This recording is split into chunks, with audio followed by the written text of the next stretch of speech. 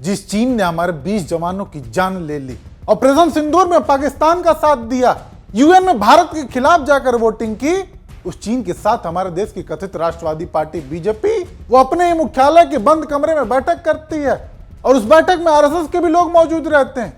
हंस हंस कर तस्वीरें खिंचवाई जाती है। और यही नहीं, इधर बंद कमरे में बैठक चल रही थी और उधर चीन के विदेश मंत्रालय ने आधिकारिक तौर पर जम्मू कश्मीर के सक्सकाम घाटी पर अपना दावा ठोक दिया। ऐसे में भारत की विदेश नीति पर तमाम सवाल खड़े हो रहे हैं कि जिस मोदी को चाइना को लाल आंख दिखाना था वो उसे अपने मुख्यालय में बुलाकर बिरयानी खिला रहे हैं। आखिरकार ऐसी क्या नौबत आ गई कि जो मोदी मंचों से चीनी सामानों के बाइकआउट करने की बड़ी बड़ी बातें करते रहे हैं, उन्हीं की पार्टी आज चीन के साथ बंद कमरे में बैठक कर रही है।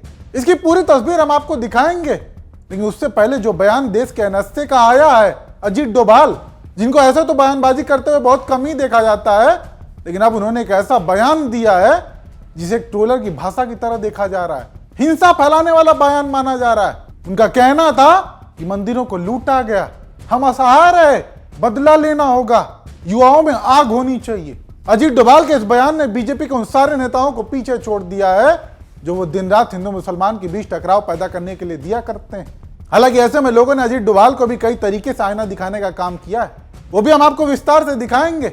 लेकिन शुरुआत अपनी पहली खबर से, जहां नई दिल्ली में स्थित भाजपा मुख्यालय में बीजेपी और चीन की कम्युनिस्ट पार्टी सीपीसी के डेलीगेशन की बैठक हुई। हालांकि बैठक में क्या बात हुई, क्या समझौते हुए, कोई जानकारी नहीं।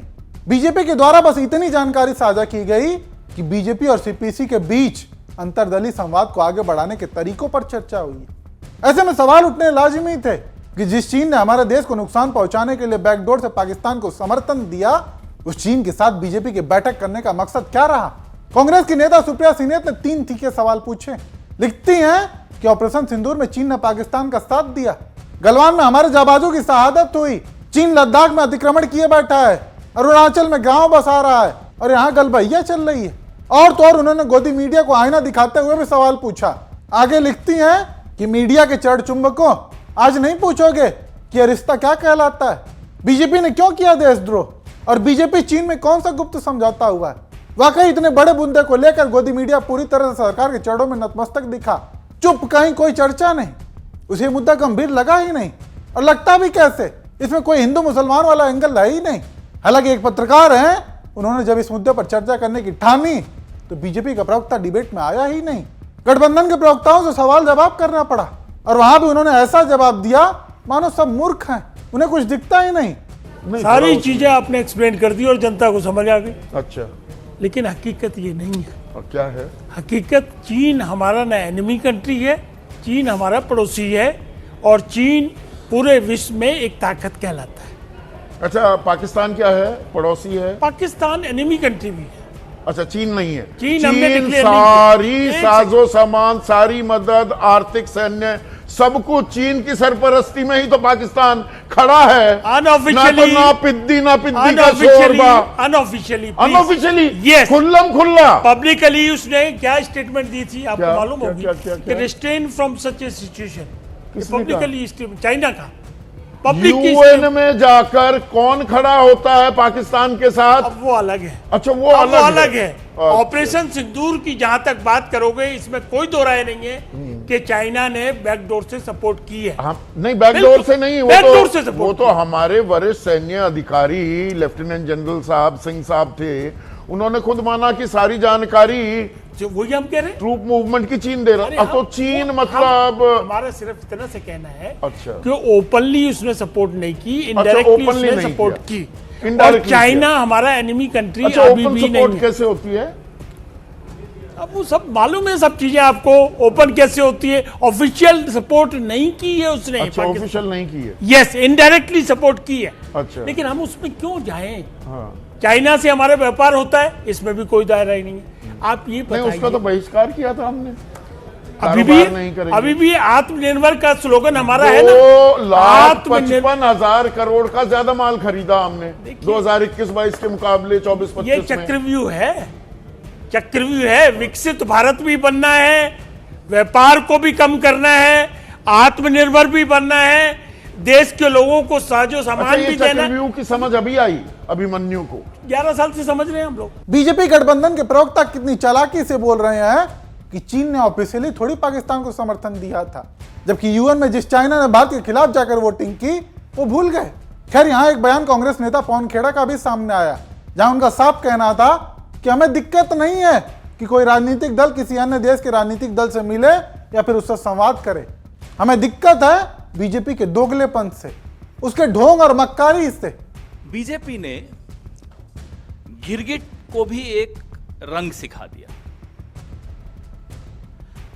जिन्हें लाल आंखें दिखानी थी उनके लिए लाल कारपेट बिछा दिया। हमें यह दिक्कत नहीं है कि चीन की CPC, communist party of China के लाइजॉन डिपार्टमेंट के जो शीर्ष डेलीगेशन है उनका स्वागत कल बीजेपी के मुख्यालय में हुआ। हमें इस बात की दिक्कत नहीं है। जब बीजेपी विपक्ष में थी तब भी लगातार इनसे मिलती थी, वहां जा जाकर मिलती थी, आरएसएस वाले जा जाकर मिलते थे, ट्रेनिंग लेते थे, ये राम माधव एंड कंपनी। इसकी भी दिक्कत नहीं हमें, क्योंकि आपसी संबंधों में राजनीतिक दल दूसरे देश के राजनीतिक दल से मिलते हैं, उसमें प्रॉब्लम नहीं है। हंसते मुस्कुराते फोटो पोस्ट की इसमें आपको दिखेगी अभी, हमें उसमें भी कोई दिक्कत नहीं। चलिए करिए आप।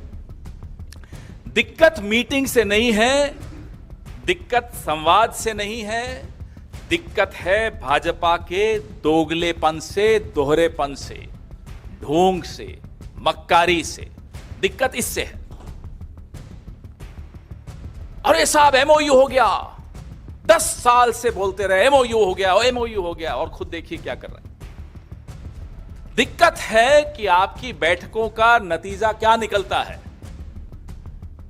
दिक्कत इससे भी नहीं है कि 9, 10, 11, 12 बार प्रधानमंत्री शी जिनपिंग से मिलते हैं, झूला झूलते हैं, उनके आगे हाथ बांध करके यूं सर झुका के खड़े रहते हैं, उससे भी दिक्कत नहीं है। चलिए ये भी मान लेते हैं।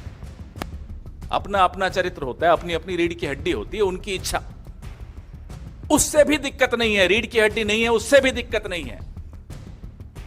दिक्कत है इस सब का नतीजा भारत के लिए क्या होता है। दिक्कत आपकी नीयत में है। हमें दिक्कत आपकी नीयत से है। हमें दिक्कत आपकी इन तमाम बैठकों से जो बंद दरवाजों में होती हैं, उसके बाद जो खामियाजा देश भुगतता है उससे है। यही अगर हमारे नेताओं से मिलते तो ये लोग बोलते देखो देखो ये माओ जेडोंग का रिश्तेदार है भाई कांग्रेस पार्टी, हमारे लिए तो तुरंत सर्टिफिकेट आ जाते। संघ के लिए नहीं आएंगे। वैसे संघ का मतलब क्या है? चीन की कम्युनिस्ट पार्टी से मिलना हमें नहीं समझ में आता। क्या सांस्कृतिक आदान प्रदान हो रहा है? क्या है ये? वाकई सवाल तो उठेंगे। खैर, अब आते हैं अजीत डोभाल पर, जो उन्होंने बयान दिया।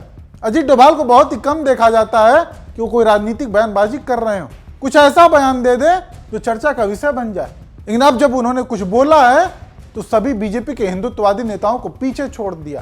कहते क्या है कि मंदिरों को लूटा गया, हम असहाय रहे, बदला लेना होगा, युवाओं में आग होनी चाहिए। यानी युवाओं में उनके अपने भविष्य को लेकर नहीं, उनकी नौकरियों को लेकर नहीं, बल्कि मंदिरों को लेकर आग होनी चाहिए। और मंदिर भी कहां? मोदी जी का लोकसभा क्षेत्र है वाराणसी, वहां मणिकर्णिका घाट पर स्थित मंदिरों को, देवी देवताओं की मूर्तियों को तोड़ा जा रहा है, वो इनको नहीं दिख रहा है। अब कहां असहाय हैं आप? प्रधानमंत्री आपके, मुख्यमंत्री आपके, सांसद आपके, विधायक आपके, शासन प्रशासन आपके हाथ में है। अगर अब भी आप असहाय हैं तो फिर सहाय कैसे होंगे? जबकि है क्या कि ऐसी बयानबाजी कई बार लोगों को चर्चा में आने के लिए भी देते हुए देखा गया है। नहीं तो अजीत डोभाल या फिर बीजेपी नेताओं को, हिंदू संगठनों को वाराणसी की टूटती हुई मंदिरें क्यों नहीं दिख रही हैं? ऐसे में एक यूजर वो लिखते हैं कि अजीत डोभाल के बेटे विदेशों में पढ़ाई, व्यापार और ऐश कर रहे हैं और यहाँ अजीत डोभाल भारत के बच्चों को हथियार उठाने का ज्ञान दे रहे हैं। कहने का तात्पर्य है कि नेता खुद तो अपने बेटे बेटियों को विकास के रास्ते पर भेजते हैं, लेकिन वही हिंदुओं को कहते हैं कि आप भगवा झंडा उठाकर धर्म की रक्षा करो। ऐसे में आप इन सब पर क्या राय रखते हैं कि बीजेपी और चीन के नेताओं के साथ की गई बैठक को आप किस तरीके से देखते हैं? आपकी जो भी राय हो कमेंट करके जरूर बताइएगा।